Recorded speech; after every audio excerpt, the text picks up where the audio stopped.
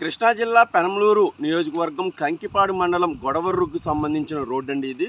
దీనిని గతంలో పెనమలూరు ఎమ్మెల్యే బోడే ప్రసాద్ గారు ఇటీవల ఉప ముఖ్యమంత్రి పవన్ కళ్యాణ్ గారు వచ్చినప్పుడైతే ఈ గొడవర్రు పంచాయతీకి సంబంధించిన రోడ్డు చాలా అధ్వానంగా ఉంది, దీన్ని ఖచ్చితంగా వేయాలి, దీనివల్ల సుమారుగా 6,000 మందికి పైగా మేలు కలుగుతుందని చెప్పడంతోనే వెంటనే స్పందించిన పవన్ కళ్యాణ్ గారు వెంటనే ఆ రోడ్డుకు సంబంధించిన పనులు చేయాలని పంచాయతీరాజ్ అధికారులను అయితే ఆదేశించారు. సుమారుగా కంకిపాడు బస్టాండ్ నుంచి గొడవర్రుకు సుమారుగా 5.5 కిలోమీటర్ల వరకు ఉన్న ఈ రోడ్డు అయితే ఇప్పుడు పూర్తిగా సుందరంగా మారుతుంది. దీన్ని పరిశీలించడానికైతే ఉప ముఖ్యమంత్రి పవన్ కళ్యాణ్ గారు అయితే రానున్నారు. దీనికి సంబంధించి పూర్తి స్థాయిలో ఈ పూర్తి స్థాయి పనులు అయితే పూర్తయినాయి.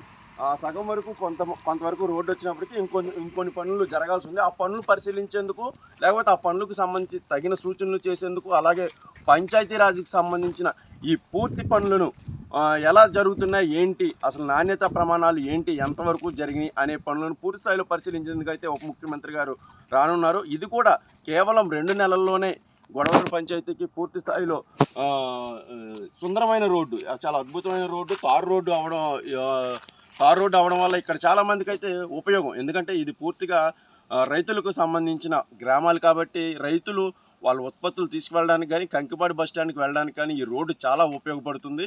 ఉప ముఖ్యమంత్రి గారికి చెప్పిన వెంటనే, బోడే ప్రసాద్ గారు చెప్పిన వెంటనే ఉప ముఖ్యమంత్రి గారు స్పందించడం, దానికి సంబంధించి నిధులు విడుదల చేయడం, ఆ పనులు పూర్తి స్థాయిలో చేయడం కూడా చాలా శుభపరిణామం అని చెప్పొచ్చు. గతంలో ఏ ఉప ముఖ్యమంత్రి కూడా చెప్పిన వెంటనే పనులు చేయడం కానీ, ఇంత వేగంగా చేయడం కానీ ఎప్పుడూ లేదు. దీనికైతే గొడవర్రు ప్రజలైతే చాలా ఆనందం వ్యక్తం చేస్తున్నారు.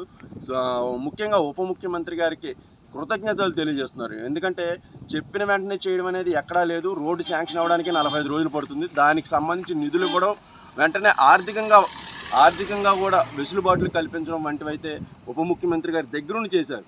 ఉప ముఖ్యమంత్రి గారి పేషీలోని అధికారులను కేటాయించి మరి గొడవరకు ఒక రోడ్డు సౌకర్యం కల్పించడం అయితే ఒక అద్భుతమైన అభివృద్ధి ప్రస్థానం అని అయితే మనం చెప్పుకోవచ్చు.